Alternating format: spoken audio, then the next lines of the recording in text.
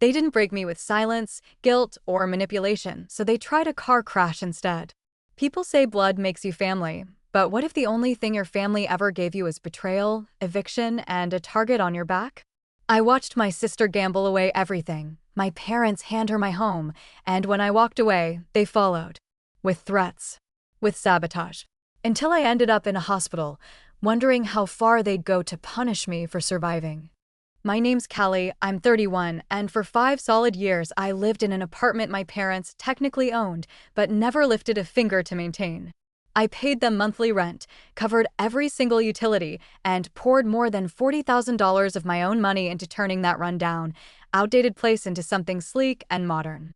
When I moved in, the kitchen looked like a museum to 1985. I replaced every appliance, tore up the cracked linoleum floors, redid the lighting, and turned it into a space that finally felt like mine. My mom even said once that the place looked expensive. That was her version of a compliment. Meanwhile, my younger sister Mallory, 27, still lived at home and bounced from one temporary job to the next. Every time we had dinner together as a family, she acted like her next big break was just around the corner. "I'm in talks with this marketing agency," she said one night. "They're looking for leadership types, and I think I really have a chance." My parents nodded along like she'd invented the wheel. "That's so exciting, sweetheart," my mom said. "Do you want help preparing for the interview?" This had been going on for years. Different job titles, same fake ambition. I stopped engaging. They liked the illusion. I stopped trying to interrupt it. But then one Sunday, Mallory dropped something I didn't expect. "I'm engaged," she said. "To a guy named Travis.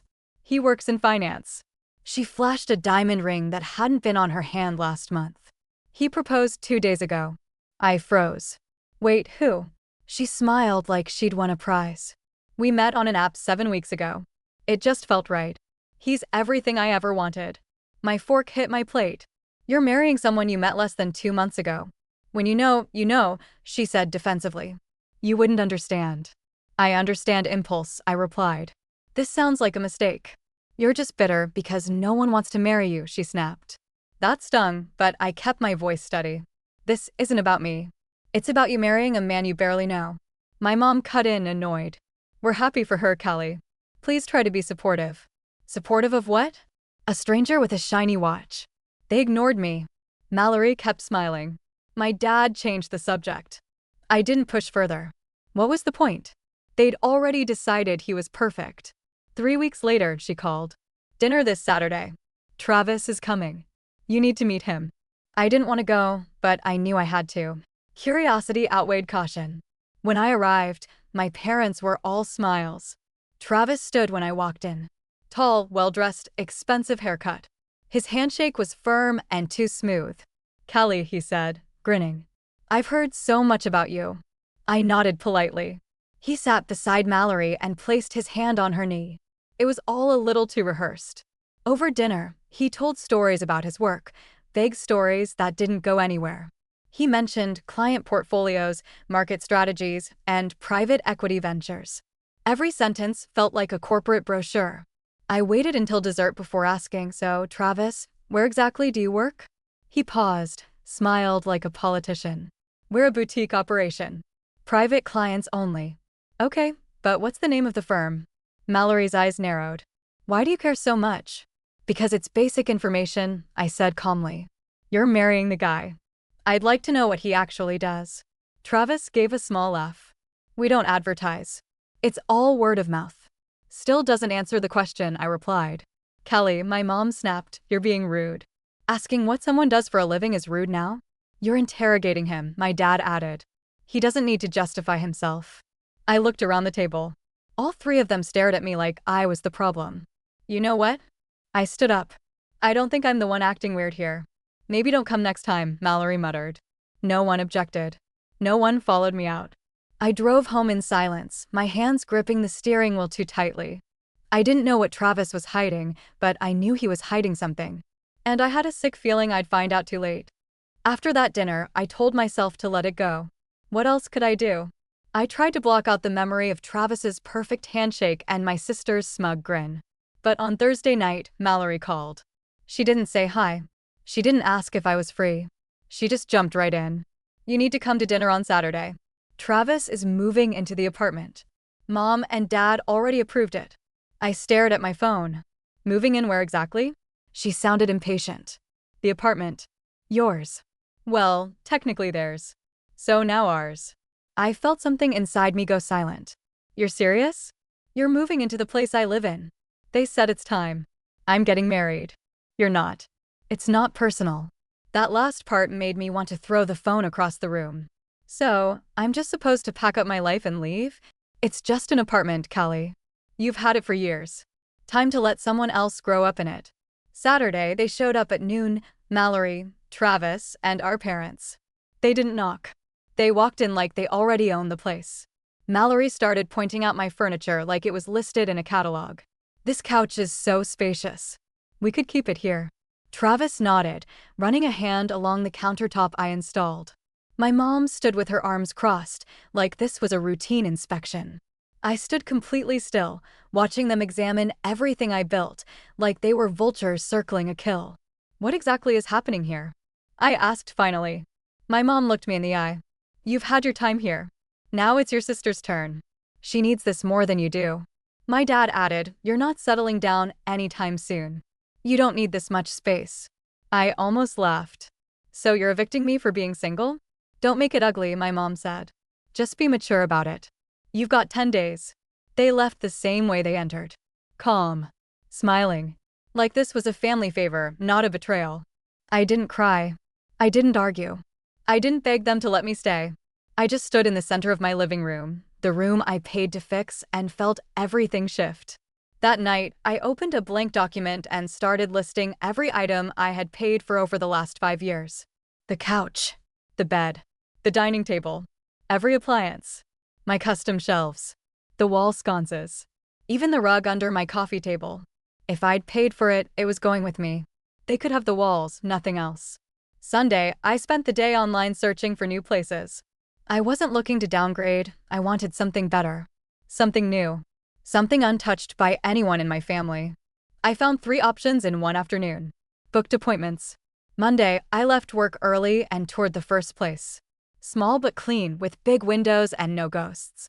Tuesday, I saw a second unit with hardwood floors and a private balcony. I loved it instantly. By Wednesday, I'd signed the lease. Paid the deposit, first and last month, and scheduled a moving truck. Thursday night, I started packing. Quietly. Methodically. I didn't tell anyone. I didn't answer my mom's texts. I boxed up everything that belonged to me. The blender. The TV. The shelves. Even the shower curtain. I was surgical. Saturday came fast. I loaded every piece into the truck alone. It was exhausting, but the adrenaline made it easier. I left behind only the furniture that came with the unit 15 years ago, scratched, sagging, useless. It looked like an abandoned motel room by the time I was done.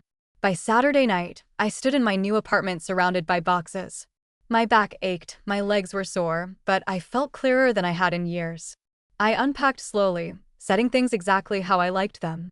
No one could take this from me. No one would walk through this space and call it theirs. Monday morning, my phone rang. I knew it would happen, but I still felt a spike of dread when I saw my mom's name. I answered. What the hell did you do? She shouted. The apartment is empty. You stripped it. You even took the light bulbs.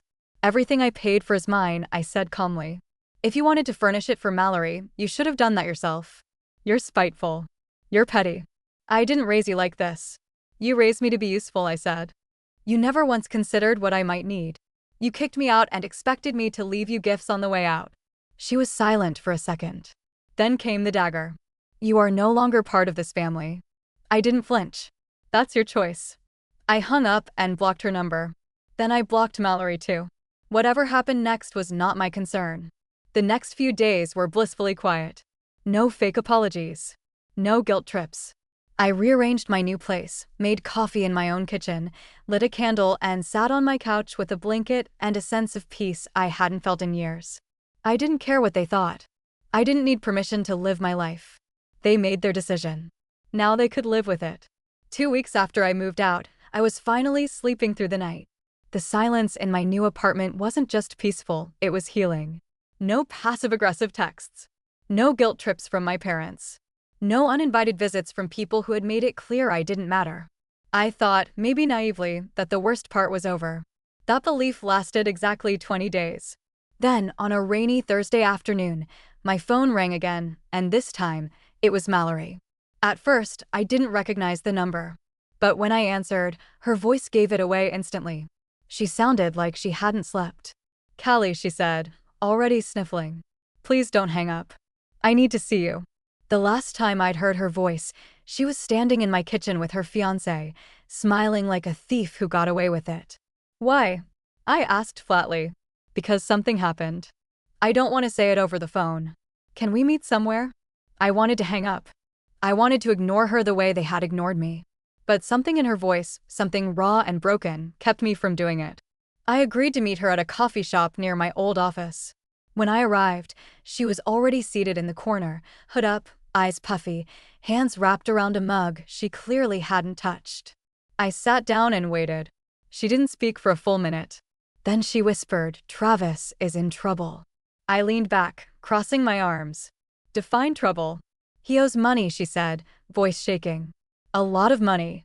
He has gambling debt." I didn't know. I stared at her, trying to figure out if she was faking it. "How much is a lot?" Her eyes met mine for a moment. "Around 180,000. It hit me like a punch to the chest. I blinked. "You're kidding. Please tell me you're kidding." She shook her head slowly. "Last week, 2 men came to the apartment. They weren't aggressive, but they made it clear that Travis owed them, and they expected to be paid soon." I couldn't believe what I was hearing. "So now what? You want me to do what? Help pay it off?" She looked at me with wet, desperate eyes. "Not pay. Lend. I know you've been saving. You've always been responsible. You could take out a loan, maybe just half." "No," my voice was sharp, final. "You want me to go into debt to fix his mess?" "You don't understand," she whispered. "They're serious. They said if he doesn't pay soon, something bad might happen." "He lied to you," I said. "He hid all of this. And now you're begging me to clean it up." "Because I love him," she said, like that explained anything. "He made mistakes. He said he's going to change." "Mallory," I said, leaning in, "you sold me out for this man.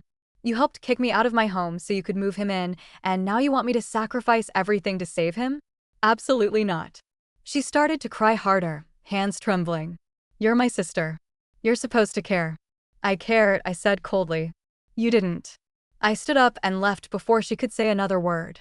Outside, I felt sick, sick from the pity in her voice, sick from how predictable it all was. The man was a fraud, and she walked right into it. And now, when the consequences finally came knocking, she had the nerve to act like I owed her help. The next evening, my phone rang again. This time, it was my dad. I didn't answer, so he left a voicemail. "Callie, this is serious. Your sister is in a really bad situation. You need to help her. You have the means." Then my mom texted me saying, "This family has been through enough. Do the right thing." I blocked both numbers without replying. 2 weeks passed with no new updates. Then my cousin Marissa called. "You're not going to believe this," she said. "Mallory sold the apartment." I sat straight up. "What?" "She sold it. Transferred the title, took the cash. Gave it to Travis to pay the debt." I was speechless. "The apartment our parents gave her?" "That one," Marissa said. "But it gets worse. Travis took the money, cleared out her accounts, and disappeared. She can't find him. He's gone." I closed my eyes. I wanted to be shocked, but I wasn't. She continued, "He drained her credit cards too. Racked up another 40 grand. All in her name. Now she's back living with your parents. She's working 2 jobs and drowning." "And our parents?" I asked. "Still blaming you. Still pretending this wasn't entirely their doing." That night, my mom called from a different number. I made the mistake of answering. "If you'd just helped her," she snapped, "none of this would have happened." I laughed bitterly. "You really believe that?" "You're selfish," she said. "You'd rather watch your sister suffer than lift a finger. She made her choice. You all did. And now you want me to fix it." "She's family," my mom growled. "Family doesn't abandon each other." "No," I said calmly. "Family doesn't throw one daughter out to prop up another's fantasy. Family doesn't ask you to save a gambling addict you barely know." "You'll regret this," she hissed. "She's your sister." I hung up, blocked the number, and turned off my phone. The silence didn't mean peace. It just meant something was coming. And it did. 3 weeks after Mallory sold the apartment and Travis disappeared, I got a message from my cousin Jules. No greeting, just a single line. You should know your sister called the cops. I blinked at the screen. Cops? On who? For what? I called Jules immediately. She picked up on the first ring. Mallory filed a police report. Said Travis stole her identity and drained her accounts. I sat down. That's true though, isn't it? Jules hesitated. Well, partly. But she also claimed someone else was involved. Someone who helped him. A woman. She gave them your name. I laughed, but it came out wrong, dry, disbelieving. She told the police I helped Travis rob her? Not directly, Jules said. She implied you might have known something. That maybe you and Travis were in touch. I felt my chest tighten. That's insane. I haven't spoken to Travis in my life. I know, she said. But the cops might not. Just watch your back. 2 days later, I got a call from an unknown number. I let it ring. Then came a knock at my door. 2 detectives. Polite, calm, professional. They asked to come inside. I made them show their IDs twice. Just routine, one said. We're following up on a financial fraud report filed last week. Am I being charged with anything? I asked immediately. Not at this time, the taller one replied. But we'd appreciate your cooperation. I told them everything. The engagement. The apartment. The forced eviction. The move. The fraud attempt in my name. One of them took notes. The other watched me the whole time, like he was trying to read every flicker on my face. Do you have any communication with Travis? Never met him outside of one dinner. Any chance he had access to your bank details? Only person who ever did was Mallory, I said. And clearly, she doesn't mind using them. They left after 30 minutes. No handcuffs. No threats. Just a vague, we'll be in touch. I stood in the hallway for 10 minutes after they left, heart pounding. She really tried to drag me into it. Not only had she betrayed me, stolen from me, and wrecked her life, now she was trying to sink mine too. I called a lawyer the next day, just in case. He told me to document everything. I sent emails, saved call logs, screenshots, even pulled bank statements. I built a file an inch thick because clearly my sister wasn't done playing games. That weekend, she showed up at my apartment. I saw her through the peephole, hair a mess, makeup smeared, holding something in her hands. I didn't open the door. Kelly, she called out. Please. Just talk to me. I said nothing. She knocked again. The police, I didn't mean for it to go that far. They twisted what I said. Still, I stayed silent. I didn't want to blame you. I just needed them to take it seriously. That was the moment I truly knew she didn't feel guilty. She felt inconvenienced. I waited until she left. Only then did I exhale. The next week, my parents called from another number. My dad left a voicemail that started polite and ended with, "We know you're holding money back. You need to help fix this." I blocked it. The idea that I owed them anything was so absurd, it almost felt like a joke. Then came the letter. A handwritten one, delivered by courier. No return address, just my name in my mother's handwriting. I opened it cautiously. Inside was a list, an actual list of everything we've done for you. Bullet points. Dates. Amounts. Private school, $9,800 per year. Dental work, $2,400. Rent discount, $350 per month over 5 years equals $21,000. At the bottom, consider this your reminder that family isn't free. Mallory is your sister. Pay it forward. I almost burned it right there on the kitchen stove. Instead, I framed it. Hung it in my laundry room, just to remind myself what loyalty looked like in that house. A spreadsheet with emotions. A few days later, Mallory texted again. This time, no lies. Just one sentence. They cut me off too. It turned out the loan she tried to take using my name triggered an investigation into my parents' finances. The bank froze accounts. My mom lost her job due to stress. My dad had to sell one of their cars. They blamed her. Screamed at her. Kicked her out. Mallory moved in with a guy she barely knew. A bartender. Less Travis, more aimless, but still not good news.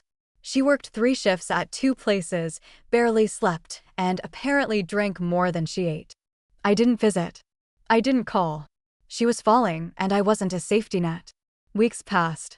Then another knock at the door. This time, it wasn't Mallory or police. It was Travis's ex. Her name was Brenna. She introduced herself and said, he did the same thing to me. For years ago. Same city. Same tricks. She handed me a flash drive. Everything I've got on him. Bank scams, fake identities, even old emails. Use it if he ever resurfaces. I stood stunned. Why me? She smiled bitterly. Because you were the only one who saw him clearly.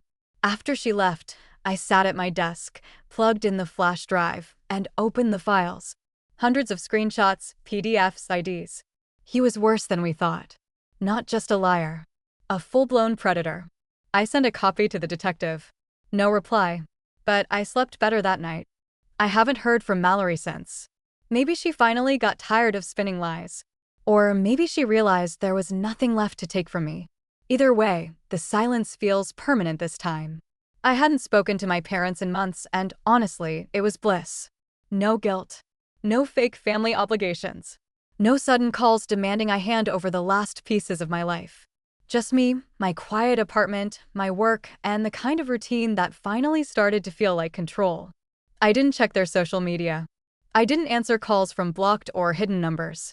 I stayed off the family radar completely, and for the first time in years, I felt safe. Until the packages started arriving. It began with a small box left at my door, no sender, no note. Inside was a photo of me as a kid, sitting between my parents on a park bench, the edges singed like someone had tried to burn it. I tossed it in the trash without hesitation. But 3 days later, another one came. This time it was a copy of my high school diploma, crumpled and stained. Still no note.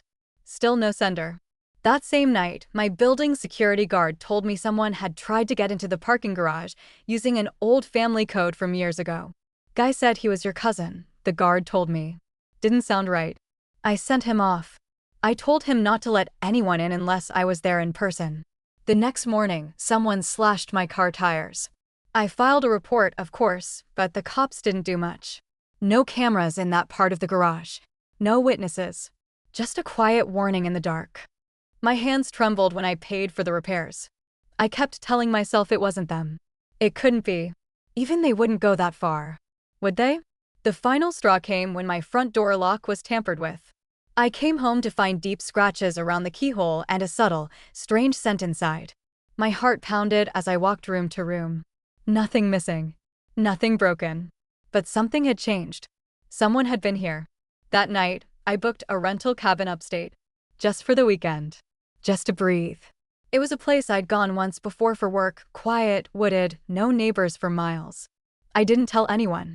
I packed light, left after dark, and drove for hours in silence, eyes flicking to the rearview mirror more than I liked to admit. The deeper into the trees I drove, the calmer I started to feel. About 15 miles from the cabin, my headlights caught something glinting just ahead. A nail strip. I swerved hard, barely missing it, heart leaping into my throat. Someone had tried to stop me here. On this road. In this forest.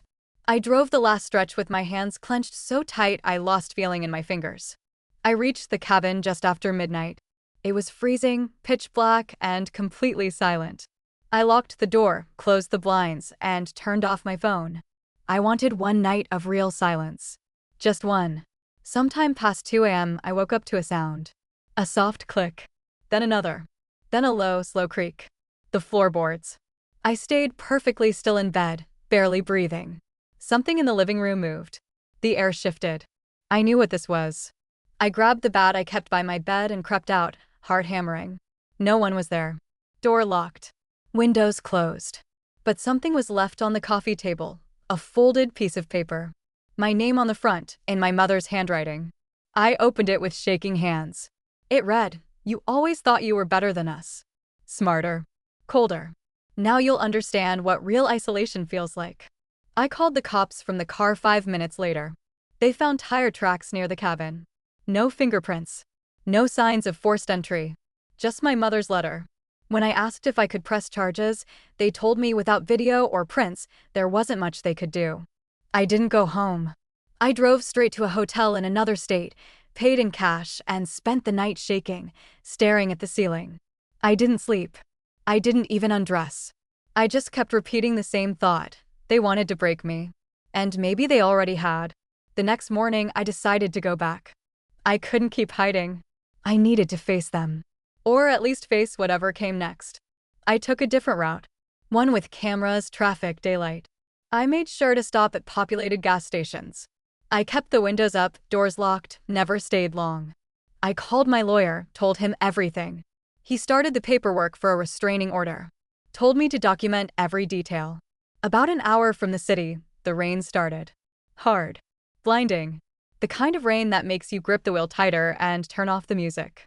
I slowed down, eyes on the road, knuckles white. That's when the truck appeared. Out of nowhere. Behind me. No headlights. No sound.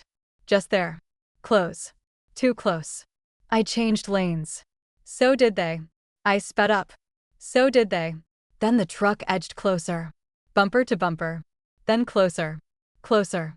My heart jumped. I hit the gas. Then they rammed me. Once. Twice. I swerved, trying to keep control. My car fishtailed. The guardrail loomed. I turned hard, tires screaming. Then another slam. Metal on metal. My car spun. I saw the trees. The slope. The flash of wet leaves. Then nothing. When I opened my eyes, everything was red. Flashing lights. Sirens. Rain on my face. Pain everywhere. My ribs. My legs. My chest. I was alive. Somehow. But broken. The nurse told me later that I was lucky. That someone saw the crash and called it in. That the truck was gone by the time help arrived. No license plate. No witnesses. Just my car in a ditch and me bleeding behind the wheel. The detective who came to question me recognized the story. I saw it in his face. I told him everything. Again. And this time, he believed me. That was 6 weeks ago. I'm still recovering. Physically, emotionally, everything. My lawyer filed charges. We're pursuing a full investigation. I don't know if we'll ever prove it was them. But I don't need proof. I know. They tried to destroy me when words didn't work. When guilt didn't work. When manipulation didn't work. They tried to finish me with steel and road and fire. And they failed.